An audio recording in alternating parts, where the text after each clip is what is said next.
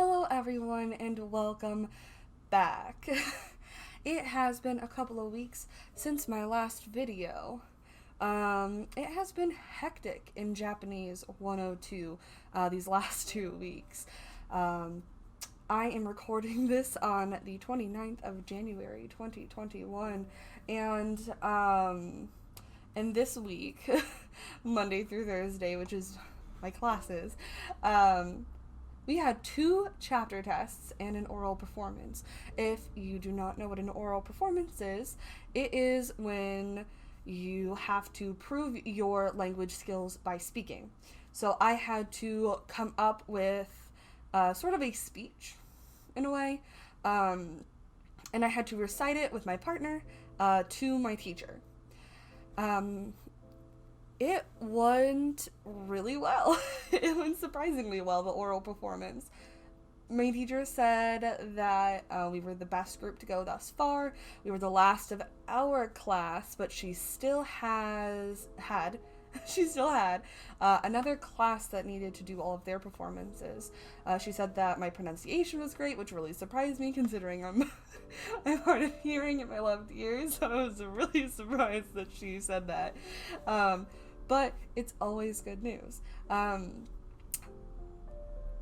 So yeah, that was pretty great. It was very obvious to me that I am a lot better at speaking than I am at writing. I do have over a 90% in the class right now, so I didn't apparently do bad on the tests, but definitely have room for improvement. But I think most language learners do, especially at where I am in my journey. I am in 102, which is still really basic. In 101, it was required that I know hiragana and katakana, although we were not tested on katakana. More on that later. So I'm still really early in my in learning Japanese. So there's always ways to improve. Speaking of katakana, in less than a month, I have a Katakana Proficiency test. I'm gonna go over sort of what is required of me to know slash the study guide that I've been given. So this is a study guide that I have been given for my Katakana Proficiency test, which is in, like I said, a little less than a month. I need to be able to convert hiragana to katakana. I need to be able to write English into katakana. I need to know these countries, states, and cities. I need to be able to, and lastly, I need to be able to guess what this katakana is. Not this specific katakana, but katakana in general. I'm going to have to look at it, read it, and I'm going to have to guess what it means in English. I'm excited for my Katakana Proficiency test. That being said, as I just said, there's always room for improvement. I do have plans on how to make sure that I ace this test. I speak to a few of the fellow students that I have in Japanese, and me and another girl are planning on doing this in order to prepare. So first off, we are going to use this week. So like I said, it's about a month. It's 4 weeks, a little less, from today until the test. So we are going to use this week starting Saturday to Saturday. So tomorrow, this is the 29th, to next Saturday, we are going to just focus and drill the actual alphabet. So making sure that we know every single character, how it's drawn, stroke order, how it sounds, exactly everything like that. We are then going to use the second week to make sure that we know these countries, these states, and these cities, how it's written and how it sounds verbally. We are then going to take the third week and we are going to add in other katakana vocabulary that we learned in 101 as well in 102. We're going to drill that for the third week. And then the Katakana Proficiency test is on a Wednesday.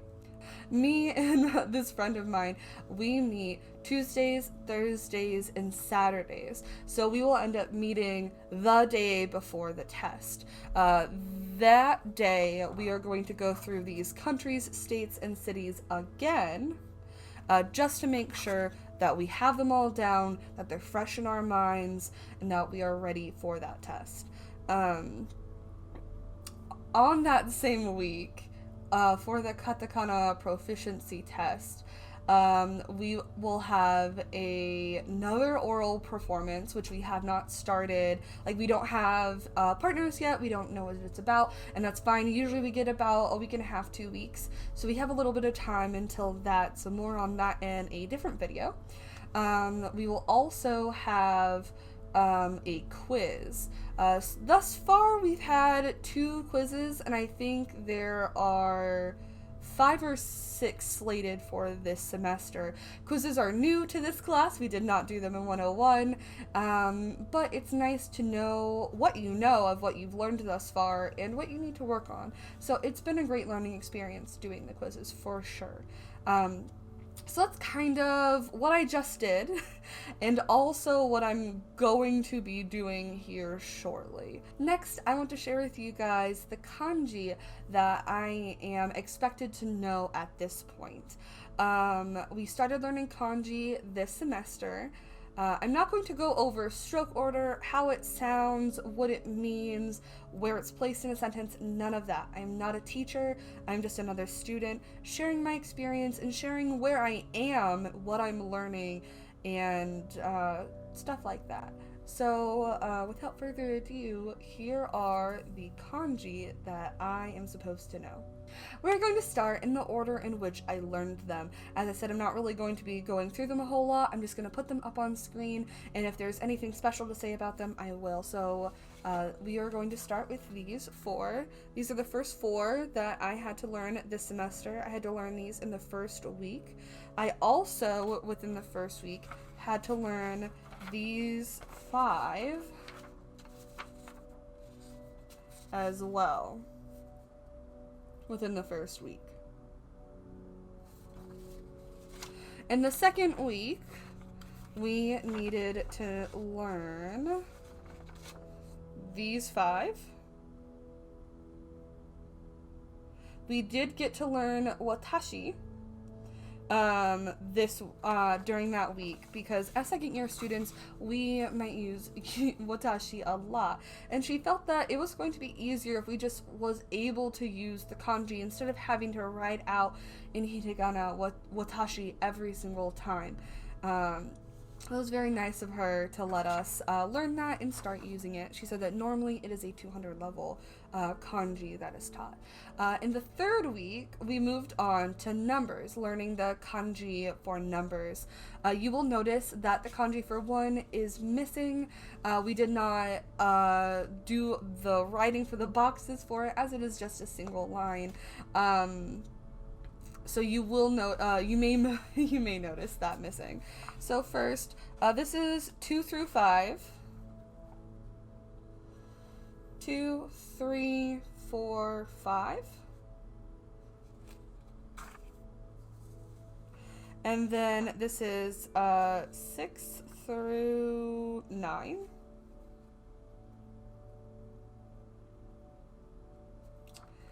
And then 10 and 100. We also learned the kanji for 100.